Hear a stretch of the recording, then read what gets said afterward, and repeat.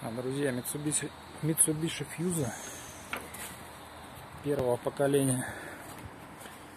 Так вот, классная тачка, конечно. Мне понравилась. Проблема в том, что здесь сгорел блок предохранителей. Стартер выгорел. Управление стартера.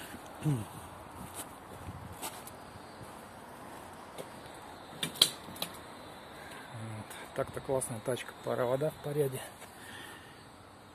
блок продуманный очень, защита всякие, прикольно. В таком состоянии, такая древняя, но, блядь, функционирует.